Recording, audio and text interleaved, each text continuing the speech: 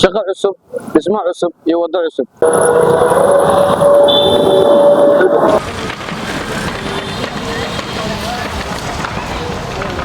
waxay kala hadlayaan bartamaha magaalada Beledweyne ee xarunta gobolka Hiiraan. halkan dhawaan waxay ahayd ama waxa ka muuqday burbur aad u xooggan.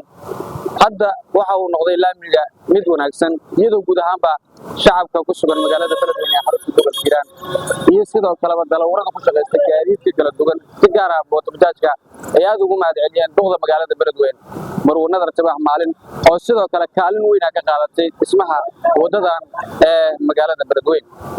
waa kuwan qaar kamid ah darawalada oo la hadlay warbaahinta. waa Xasan Cabdi Muuse Cilmi. maanta waxaan taaganahay laamiga weyn oo isku xiro janta ilaa iyo Lamagalay. wallahi aad ugu mahadcelinahay laamiga burbur saayide fatahaadii iyo wixii gobolka imaaday.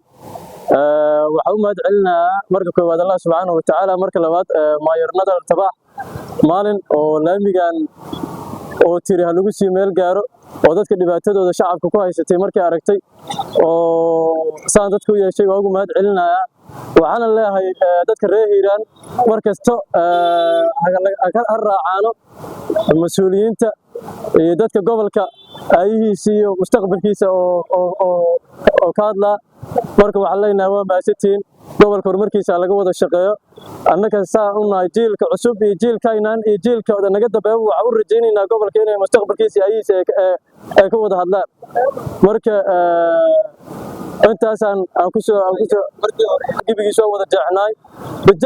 bajaata baabuur weyn iska dhaafay bajaata culays ku ahay. hadda laakiin baabuur weyn bajaata noohadi wax walba saanay hadda maray.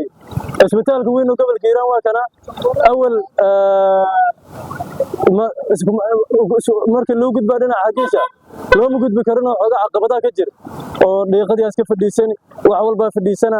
hadda waa kana laamiga asoo laami la saaray oo waxa qabtaan laami loo saaray qabtaa laamigii la qariya qabtaa waa qurxanaay. marka waa ugu mahadcelin Cabdiraxmaan Ibrahim Axmed. maanta waxaan ka hadlayaa waxaan joogaa gobolka gaar ahaan stationkii inta u dhaxaysa isbitaalka.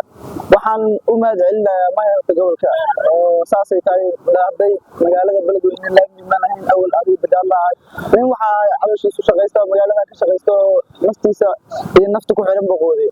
saasay tahay maanta waxa uu u mahadcelinayaa wixii laamigan anaga maayarteena ilaa iyo inta gobolada dadka mas'uuliyiinta in lagu xirnaado magaratay. laamigan hadda si hore u dhayaa awal dhibaato ku qabnay dhibaatada oo ah saasay tahay meesha u socotay daqiiqado kuma tagi kartid adoo daasan xataa ma tagi kartid.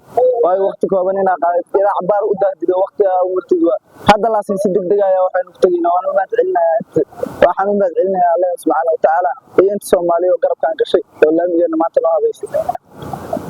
si kastaba ha ahaatee magaalada Beledweyne xarunta gobolka Hiiraan si gaar ah laamigu waxaa dhawaan ka muuqday burbur aad u xooggan iyadoo isla markaana ay dhib aad u xooggan ay ku qabeen shacabka ku sugan magaalada Beledweyne iyo sidoo kale gawaarida waa gaadiidada ku shaqeysta gawaarida kala duwan ee dabcan ku sugan magaalada Beledweyne iyagoo isla markaana hadda dabcan u mahadcelinaya mas'uuliyiinta Hirshabelle si gaar ah maayarada magaalada Beledweyne xarunta gobolka Hiiraan. waxayna ugu mahadcelinayaan kaalinta weyn ay ka qaadatay dhismaha wadadan aad u jeedaan ee magaalada Beledweyne. Ivan Sobane Daud, TV Raadiga Caalamiga Danan TV Beledweyne.